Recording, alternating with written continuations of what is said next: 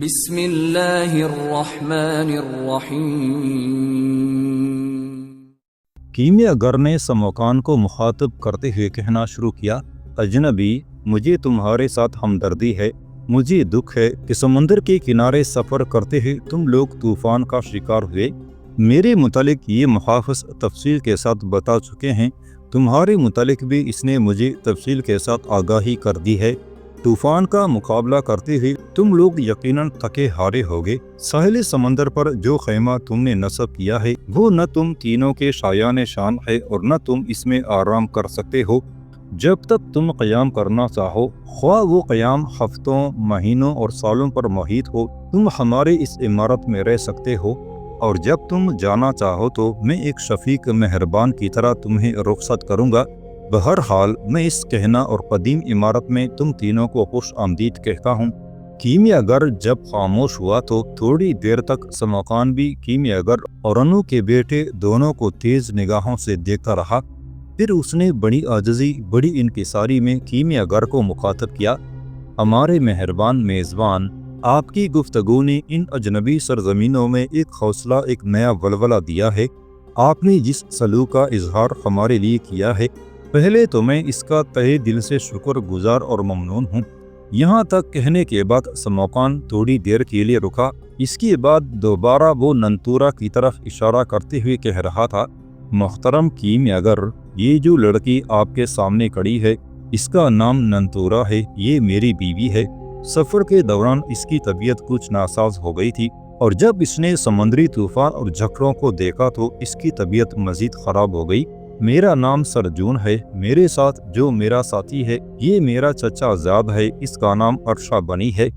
آپ چند روز تک ہمیں یہاں قیام کرنے کی اجازت دے دیں تو میرے خیال میں اس دوران میری بیوی کی طبیعت بھی بحال ہو جائے گی، پھر ہم ایک نئے جوش اور ولولے کے ساتھ اپنے سفر کا آغاز کر سکیں گے۔ سموکان خاموش ہو گیا۔ کیمیا گر تھوڑی دیر تک اس کی طرف بڑے غور سے دیکھتا رہا، پھر اس نے انتہائی رازداری میں اپنے پہلو میں کھڑے انو کے بیٹے سے مشورہ کیا۔ اس کے بعد اس نے پھر سموکان کی طرف دیکھا، شاید وہ دونوں باہم مشورہ کرنے کے بعد کوئی فیصلہ کر چکے تھے۔ پھر کیمیا گر نے سموکان کو مخاطب کرتے ہوئے کہنا شروع کیا، تم لوگ جب تک چاہو اس عمارت میں قیام کر سکتے ہو۔ یہاں سے گزرنے والے اجنبی ہمارے لیے ایک معزز مہمان کی حیثیت رکھتے ہیں۔ میرے ساتھ آؤ، تم تینوں کو وہ کمرہ دکھاتا ہوں جس میں تم نے قیام کرنا ہے۔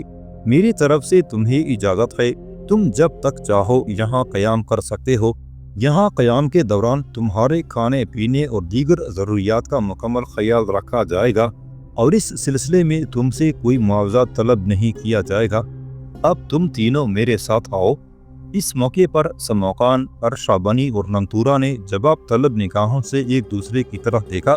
پھر کوئی فیصلہ کرنے کے بعد وہ چپ چاپ کیمیا گر اور انو کے بیٹے کے پیچھے ہو لیے تھے۔ کچھ مسلح جوان بھی ان کے پیچھے پیچھے تھے۔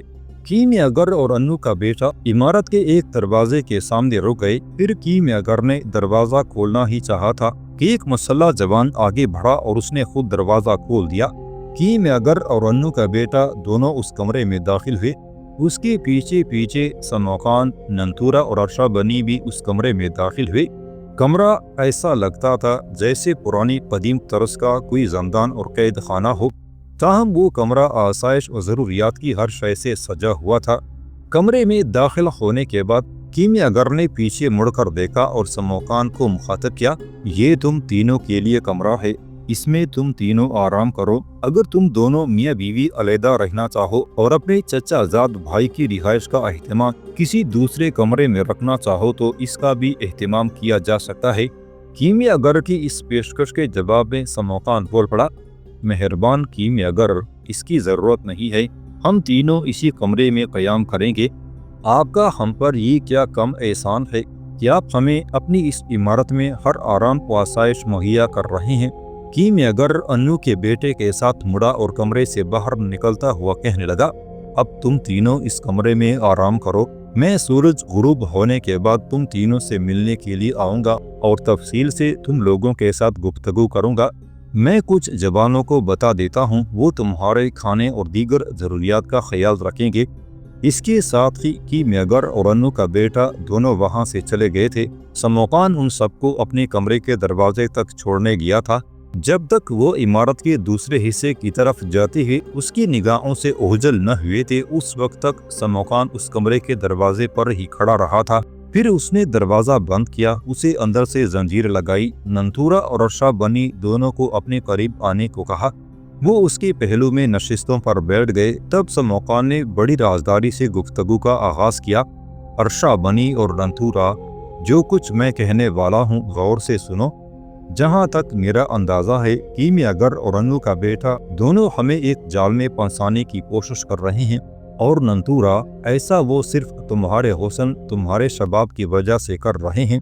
جس طرح ان لوگوں نے ایلم کو اتانا کے لیے پیش کیا اور اس کے نہ ماننے کی وجہ سے اس کی زندگی کو 2 حصوں میں تقسیم کر دیا، میرا خیال ہے یہ کیمیاگر اور انو کا بیٹا دونوں ہی تمہارے حسن، تمہاری خوبصورتی، تمہاری جسمانی ساخت سے متاثر ہیں، اور میرا خیال ہے وہ صرف تمہاری وجہ سے ہماری مہمانداری کر رہے ہیں۔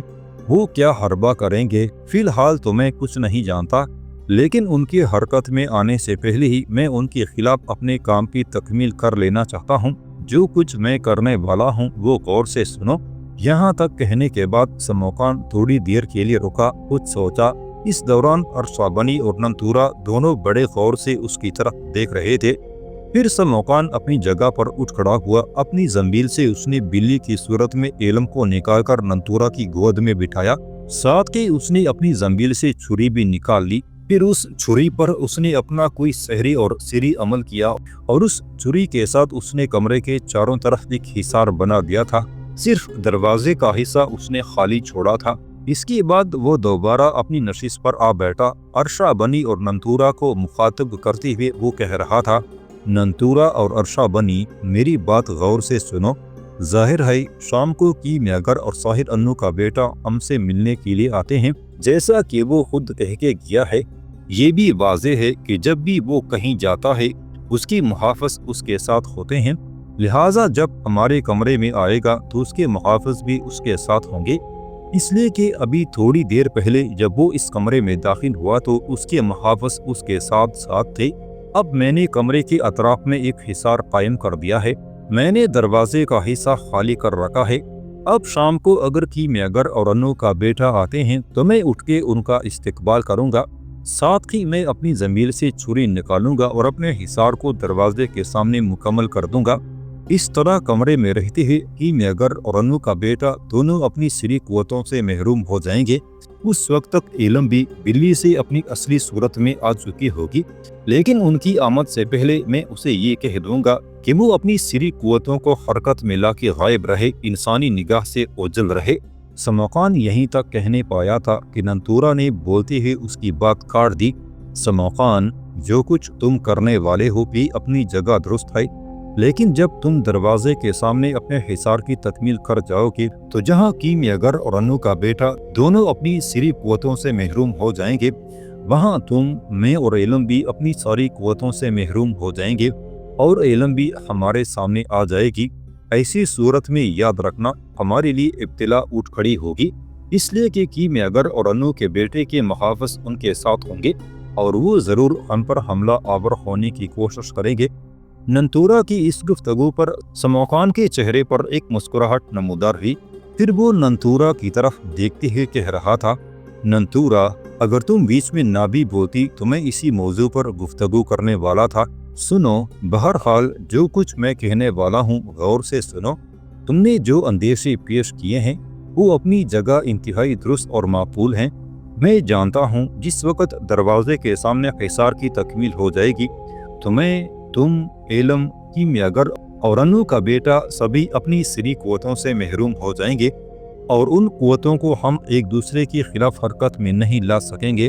جہاں تک ایلم کا تعلق ہے تو اسے میں کہہ دوں گا کہ جس وقت کیمیاگر اور اس کے بیٹے کے آنے کا وقت ہو تو وہ اپنی سری قوتوں کو حرکت میں لاتے ہوئے اس کمرے سے باہر رہے، تاکہ جو ہی کیمیاگر اپنے ساتھیوں کے ساتھ آئے اور میں دروازے کے سامنے حصار کی تکمیل کروں تو فی الفور انہیں کمرے میں ایلم دکھائی نہیں دینی چاہیے۔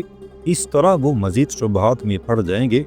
دراصل ایلم اس وقت کمرے میں آئے گی جب ہم دشمن سے ٹکرائیں گے، اب ٹکرانے کا کیا طریقہ کار ہوگا یہ بھی سنو۔ جو ہی کیمیاگر اور انو کا بیٹا اس کمرے میں آئیں گے، میں کوشش کروں گا کہ سب سے پہلے میں حرکت میں آؤں، اپنی تلوار بے نیام کرتے ہی کیمیاگر اور انو کے بیٹے کی گردنیں کاٹ دوں۔ اگر میں اس معاملے میں اکیلا اس کام کو سر انجام نہ دے سکا تو ارشا بنی بھی اس سلسلے میں پوری طرح میری مدد کرے گا۔ میرے خیال میں ارشا بنی اور میں مل کے انو کے بیٹے اور کیمیاگر کو موت کے گھاٹ اتار دیں تو اس کے بعد ان کے محافظوں سے نمٹنا ہمارے لیے کسی قدر آسان ہو جائے گا۔ انو کے بیٹے کو اغوا کر کے ساتھ نہ لے جائیں گے، بلکہ یہیں اسے قتل کر کے قصے کو تمام کر دیں گے۔ سموقان میرے عزیز، تمہاری تجویز بہت اچھی ہے، لیکن میں تمہاری اس تجویز سے اتفاق نہیں کرتا۔ اس میں خطرات ہی خطرات، اندیشے ہی اندیشے ہیں۔ سموقان کی اس تجویز کے جواب میں ارشا بنی نے بولتی ہوئی گفتگو کا آغاز کیا تھا۔ یہاں تک کہنے کے بعد وہ تھوڑی دیر کے لیے رکا، اس کے بعد وہ کہتا چلا گیا، سموقان، اگر میں اور تم دونوں کیمیاگر اور انو کے بیٹے کے خلاف حرکت میں آتے ہیں تو یاد رکھنا اس وقت تک کیمیاگر اور انو کے بیٹے کے محافظ اپنا کام مکمل کر چکے ہوں گے، اور یا تو وہ میرے اور تمہارے خلاف حرکت میں آ چکے ہوں گے، یا جس وقت ہم انو کے بیٹے اور کیمیاگر کے خلاف حرکت میں آ رہے ہوں گے وہ علم اور ننتورا کا کام تمام کر چکے ہوں گے۔ لہٰذا میری تجویز یہ ہے کہ میں اور تم کیمیاگر اور انو کو فراموش کر دیں۔ جو ہی دروازے پر تم اپنے سری عمل کی تکمیل کرتے ہو، میں اور تم دونوں فوراً ہی محافظوں کے خلاف حرکت میں آ جائیں گے۔ اگر ہم محافظوں کا کام تمام کر دیں تو ساحر انو کے بیٹے اور کیمیاگر سے نمٹنا کوئی مشکل نہیں، اس لیے کہ وہ دونوں ہی سری قوتوں سے محروم ہو چکے ہوں گے۔ کیمیاگر بوڑھا ہے، سری قوتوں کے بغیر کچھ بھی نہیں کر سکتا۔ انو کا بیٹا جوان ہی صحیح، پر وہ بھی سری قوتوں کے بغیر کیا کرے گا۔ میری تجویز یہ ہے کہ میں اور تم دونوں محافظوں کے خلاف حرکت میں آئیں گے، ان کا کام تمام کر دیں۔ اتنی دیر تک ننتورا اور علم دونوں مل کے انو کے بیٹے اور کیمیاگر پر ضرب لگائیں۔ اگر انہیں یہ دونوں اپنے سامنے زیر نہ کر سکیں تو کم از کم انہیں اپنے ساتھ الجھائے رکھیں تاکہ وہ کمرے سے باہر نہ جانے پائیں۔ اگر وہ بھاگنے میں کامیاب ہو گئے تو یاد رکھنا وہ اپنی سری قوتوں کو حاصل کر لیں گے، اور اگر ایسا ہو گیا تو ہمارے لیے یہ دونوں کئی طوفان کھڑے کر دیں گے، اور ہماری یہ مہم نہ صرف ناکام ہوگی بلکہ یہ انو کا بیٹا اور کیمیاگر ہمارے لیے اس عمارت کے اندر طرح طرح کے خطرات بھی شروع کر سکتے ہیں۔ ارشا بنی کی اس ساری گفتگو کے جواب میں سموقان کے چہرے پر خوشگوار مسکراہٹ نمودار ہوئی تھی۔ کچھ دیر اس نے سوچا، پھر وہ کچھ کہنا ہی چاہتا تھا، اس سے پہلے ہی ننتورا بول پڑی، سموقان، جو کچھ ارشا بنی نے کہا ہے اس سے میں مکمل طور پر اتفاق کرتی ہوں۔ میرے خیال میں اس موقع پر اگر علم انسانی صورت میں ہوتی تو وہ بھی میری تائید کرتی۔ جہاں تک کیمیاگر اور انو کے بیٹے کا تعلق ہے تو سموقان، تم اور ارشا بنی انہیں فراموش کر دو، ان دونوں کو میرے اور علم کے سپرد کر دو۔ مجھے امید ہے کہ میں اور علم دونوں مل کر ان دونوں کو نہ صرف اپنے ساتھ مصروف رکھیں گے بلکہ ان پر ایسی ضرب لگائیں گے کہ وہ بھاگ نہیں پائیں گے۔ میں تمہیں یقین دلاتی ہوں کہ ان دونوں کو اس کمرے سے باہر نہیں نکلنے دیں گے۔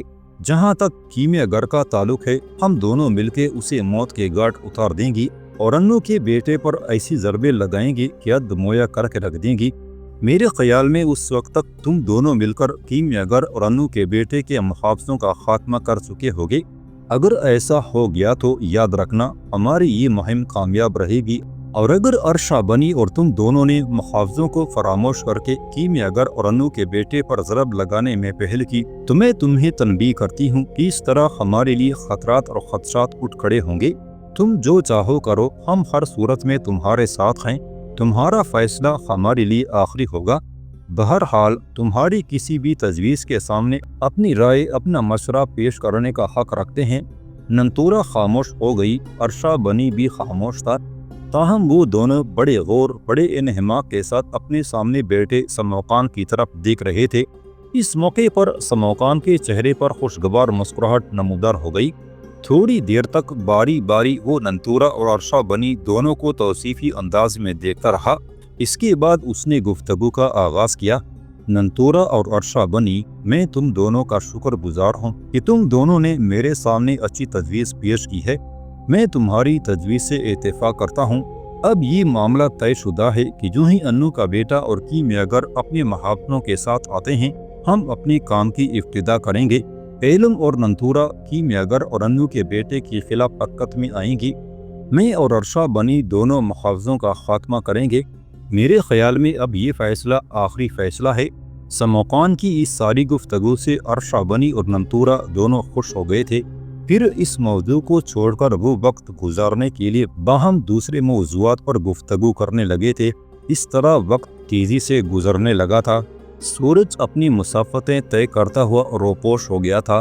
سموقان، ننتورا اور ارشا بنی شام کا کھانا کھانے کے بعد فارغ ہو چکے تھے۔ وہ باہم گفتگو کر رہے تھے۔ علم بھی انسانی صورت اختیار کر چکی تھی اور وہ بھی ان کے ساتھ کھانا کھانے کے بعد اپنی سری قوتوں کو حرکت میں لاتی ہوئی کمرے سے باہر جا چکی تھی۔ اب ان تینوں کو بڑی بے چینی کے ساتھ کیمیاگر اور انو کے بیٹے کی آمد کا انتظار تھا۔ اچانک گفتگو کرتے کرتے ننتورا رک گئی اور اپنے سامنے بیٹے سموقان کو مخاطب کر کے کہنے لگی، سموقان، اگر میری سماعت دھوکہ نہیں کھا رہی تو انو کا بیٹا اور کیمیاگر اپنے محافظوں کے ساتھ ہماری طرف آ رہے ہیں۔ اس انکشاف پر سموقان ہی نہیں ارشا بنی بھی چونک اٹھا تھا۔ تینوں اپنی جگہوں پر اٹھ کھڑے ہوئے۔ سموقان نے اپنا خنجر اپنے لباس کے اندر چھپا لیا تھا۔ اتنی دیر تک کیمیاگر اور انو کا بیٹا دونوں اپنے محافظوں کے ساتھ اس کمرے کے دروازے پر نمودار ہوئے تھے۔ انہیں دیکھتے ہی سموقان، ارشا بنی اور ننتورا ان کا استقبال کرنے کے لیے دروازے کی طرف لپکے۔ سموقان نے آگے بڑھ کر سب سے پہلے انو کے بیٹے اور کیمیاگر سے مصافحہ کیا۔ اس کے بعد ان کے ساتھ ارشا بنی مصافحہ کر رہا تھا۔ اپنی جگہ پر کھڑے ہو کر قہر برساتی مسکراہٹ میں ننتورا نے ان کا استقبال کیا تھا۔ ہاتھ کے اشارے سے سموقان نے ان سب کو آگے بڑھنے کے لیے کہا۔ کیمیاگر اور انو کا بیٹا دونوں آگے بڑھے۔ پیچھے پیچھے ان کے 4 محافظ تھے۔ جو ہی وہ دروازے سے تھوڑا آگے آ گئے، سموقان نے اپنے لباس کے اندر سے اپنا خنجر نکالا، اس پر اپنا سری عمل کیا اور جو دروازے کے قریب جو حصار ادھورا چھوڑا تھا اس کی تکمیل کر دی تھی۔ سحر کی تکمیل ہونا تھی کہ کیمیاگر اور انو کا بیٹا دونوں چونک پڑے۔ حصار کی تکمیل کے ساتھ انہیں ایسا محسوس ہوا تھا جیسے کسی نے ان کے جسم کے اندر برق دوڑا دی ہو۔ اس موقع پر سموقان اپنی خنجر کو اپنے لباس کے اندر چھپا چکا تھا۔ پھر جب وہ کیمیاگر کے قریب آیا تو کیمیاگر نے مشتبہ انداز میں اسے مخاطب کرتے ہوئے پوچھ لیا، تم لوگ کون ہو؟ اس کمرے میں داخل ہونے کے بعد مجھے یوں لگا ہے جیسے مجھ پر برق گری ہو۔ میں نے یہ بھی محسوس کیا ہے کہ میں اپنی ساری سری قوتوں سے محروم ہو چکا ہوں۔ کیمیاگر کی اس گفتگو کے دوران ہی انو کا بیٹا بھی بول پڑا اور کہنے لگا، استاد محترم، آپ کا کہنا درست ہے، میں بھی اپنی سری قوتوں سے محروم ہو چکا ہوں۔ یہ کوئی عام لوگ نہیں ہے۔ انو کے بیٹے کا اتنا ہی کہنا تھا کہ ایک محافظ سموقان کی طرف لپکا، اس کی گردن پکڑ لی اور تحکمانہ انداز میں اس سے پوچھنے لگا، تم کون ہو؟ اگر تم نے جھوٹ دروغ گوئی سے کام لینے کی کوشش کی تو یاد رکھنا میں اور میرے ساتھی تم تینوں کی گردنیں اڑا کے رکھ دیں گے۔ اس موقع پر سموقان نے آنکھوں ہی آنکھوں میں ارشا بنی کو مخصوص اشارہ کیا۔ یہ اشارہ ملنا تھا کہ ارشا بنی ایک جھٹکے کے ساتھ اپنی تلوار بے نیام کرتا ہوا لپکا تھا۔ 2 محافظ اس کی طرف بڑھے۔ اتنی دیر تک سموقان بھی اپنی تلوار بے نیام کر چکا تھا۔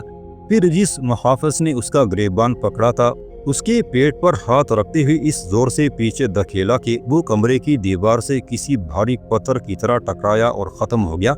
پھر دوسرے ہی لمحے سموقان ان دونوں محافظوں کی طرف لپکا جو ارشا بنی کی طرف بڑھے تھے اور پیچھے سے اپنے ایک ہی وار سے دونوں کی گردنیں کاٹ دی تھیں۔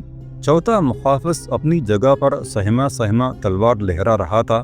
ارشا بنی کو بہترین موقع ملا، وہ اس کے پہلو کی طرف سے اس پر حملہ آور ہوا۔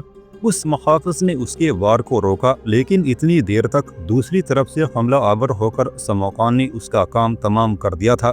اس دوران انو کا بیٹا اور کیمیاگر دونوں کمرے سے باہر بھاگنے کے لیے دروازے کی طرف لپکے تھے، لیکن اب ایسا ممکن نہ تھا، اس لیے کہ عین اسی لمحہ آندھی اور طوفان کی طرح علم کمرے میں داخل ہوئی تھی۔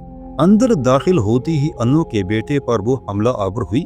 ہوا میں اچھلتے ہی اس کے پیٹ میں اس زور سے لات ماری کہ وہ بری طرح لڑکڑاتا ہوا دور جا گرا۔ اتنی دیر تک ننتورا بھی حرکت میں آ چکی تھی۔ اس نے 2-3 زوردار ضربیں کیمیاگر کے شانے اور گردن پر لگائیں کہ कीमियागर अधमोया सा होकर जमीन पर गिर पड़ा था। इतनी देर तक समोकान और अरशा बनी भी फारिग हो गए थे। समोकान ने सबसे पहले आगे बढ़कर कमरे का दरवाजा बंद कर दिया। फिर वो मुड़ा। इतनी देर तक नंतूरा और एलम दोनों कीमियागर को बेबस कर चुकी थी, जबकि अरशा बनी अन्नू के बेटे के दोनों हाथ उसकी पुश्त पर बांध चुका था। समोकान आहिस्ता आहिस्ता फातिहाना अंदाज में उन दोनों के सामने आया। फिर कीमियागर की तरफ देखते हुए वो कहने लगा, शैतान के गुमाश्ते, तेरा अंदाजा दुरुस्त था। मैं कोई आम आदमी नहीं हूँ। मैं एक खास मकसद के तहत तेरे इस मस्कन में आया था। मेरा नाम समोकान है। यकीनन तुमने मेरा नाम सुन रखा होगा। मैं सिर्फ एक खुदावंद कुदूस का मानने वाला हूँ। इब्लीस के गुमाश्ते, तुमने साहिर अन्नू के साथ मिलकर जो बदी का खेल रचा रखा है वो अब ज्यादा देर तक जारी न रह सकेगा। इसी कमरे में मैं तेरा खात्मा थोड़ी देर तक करूँगा, और पहले मैं अन्नू के बेटे से गुफ्तगू कर लूँ। अपनी तलवार लहराती हुई समोकान अन्नू के बेटे की तरफ आया। अपनी तलवार की नोक उसकी गर्दन पर रखी उसे मुखातब किया, मैं जानता हूँ तू अपनी सारी सिरी पोतों से महरूम हो चुका है। अब तू गाय के छोटे बछड़े की तरह बेजरर है। बता, तेरे बाप अन्नू ने उस शहर को कहाँ महफूज रखा हुआ है जिसे इस्तेमाल करते हुए वो इंसानों को जानवरों के रूप में तब्दील कर देता है? उस शहर का तोड़ किस जगह है? देख, अगर तुमने मुझे टालने की कोशिश की तो याद रखना, मैं अपनी तलवार पर ऐसा जोर डालूंगा कि मेरी तलवार की नोक तेरी गर्दन के पार हो जाएगी और तुझे सिसक सिसक कर मरने के लिए इस कमरे में छोड़ दूंगा। समोकान की इस गुफ्तगू से अन्नू का बेटा सहम गया था। हकलाते हुए कहने लगा, मैं झूठ नहीं बोलूंगा। मेरे बाप ने ये शहर बड़ी मुश्किलों से हासिल किया था। ये शहर उसने बाबुल में रहने वाले एक आशूरी साहिर से हासिल किया था। ये शहर और उसका तोड़ दोनों ही जबलुल काम की सबसे ऊंची चोटी पर बनी हुई उस इमारत के अंदर महफूज है जो मेरे बाप के मस्कन की सबसे अहम इमारत ख्याल की जाती है। उस इमारत के बहुत से मुखाफिज भी हैं और उस इमारत का निगहबान और मुखाफिज मेरा बड़ा भाई है। वही उस इमारत और उसके अंदर रखी हुई शहर की देखभाल करता है। इसके अलावा कुछ माफूकुल फितरत कुव्वतें भी हैं जो उस इमारत और उस शहर दोनों की हिफाजत करती हैं। साहिर अन्नू का बेटा यहीं तक कहने पाया था कि समोकान ने अपनी तलवार थान ली, एक झटके के साथ उसे बुलंद करते हुए गिराया और अन्नू के बेटे की उसने गर्दन काट दी थी। फिर वो पीछे हटा और अपनी तलवार गिराते हुए उसने कीमियागर का भी खात्मा कर दिया था। फिर उसने मुस्कुराते हुए बारी बारी एलम, नंतूरा और अरशा बनी की तरफ देखा और उन्हें मुखातब किया, मेरे अजीज रफीको, जिस मुहिम पर हम निकले थे उसमें कामयाब हुए हैं। अन्नू के बेटे और कीमियागर का खात्मा कर दिया है और ये हमने साहिर अन्नू पर दूसरी ज़रब लगाई है। उस पर पहली ज़रब मलका ज़ुल्मात अरकाला का कत्ल था, और जब अन्नू को खबर होगी कि अरकाला को कत्ल कर दिया गया है तो उसे बेहद दुख और अफसोस होगा, इसलिए कि मलका ज़ुल्मात अरकाला उसकी दस्तराज थी।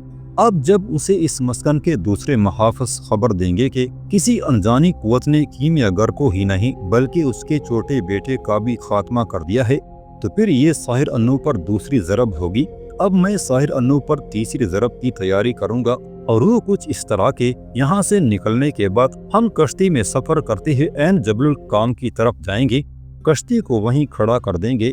सलाह मशवरा करने के बाद जबलुल काम की चोटी पर चढ़ेंगे और उस इमारत में दाखिल होने की कोशिश करेंगे जिसके अंदर अन्नू ने शहर खाना बना रखा है और वहाँ उसने अपनी कीमती शहर को महफूज किया हुआ है। उस इमारत का निगरान चूँकि साहिर अन्नू का बड़ा बेटा है, लिहाजा मैं उस इमारत के अंदर दो काम सर अंजाम दूंगा। अव्वल ये कि उस शहर और उसका तोड़ हासिल करने की कोशिश करूंगा। द्वीम, साहिर अन्नू के बड़े बेटे को भी कत्ल करूंगा। मेरा ये काम मेरे खुदावन ने चाहा तो कामयाबी से हमकिनार होगा। ये काम यकीनन अन्नू पर मेरी तरफ से तीसरी ज़रब होगी। चौथी ज़रब मैं खुद साहिर अन्नू पर लगाऊंगा, और जब तक मैं इस तरह नहीं कर लेता दम नहीं लूंगा। मुझे उम्मीद है कि तुम तीनों मेरे साथ इत्तेफाक करोगे। तीनों ने बारी बारी एक दूसरे की तरफ देखा। फिर एलम ने समोकान को मुखातब किया, मेरे अजीज, आपसे ताउन और इत्तेफाक न करने का सवाल ही पैदा नहीं होता। एलम शायद मजीद कुछ कहती कि समोकान फिर बोल पड़ा, अरशा बनी, इस मुहिम में तुम हमारे साथ नहीं होगे। तुम अपनी कश्ती में बैठकर अपने मस्कन की तरफ वापस चले जाना। इस दौरान अगर तुम्हारा राब्ता मेरे उस्ताद मुहतरम पशीतम से हो تو اسے مطلع کر دینا کہ ملکہ ارکالا کے بعد ہم کیمیاگر اور ساحر انو کے بیٹے کا خاتمہ کرنے میں کامیاب ہو چکے ہیں، اور اب ہماری منزل انو کا وہ طلسم خانہ ہے جو اس نے جبل الکام کی چوٹی پر بنایا ہوا ہے۔ اب آؤ یہاں سے کوچ کریں۔ سمندر کے کنارے تک سب اکٹھے جاتے ہیں۔ عرشہ بنی، تم اپنی کشتی میں بیٹھ کر اپنی منزل کی طرف روانہ ہو جانا۔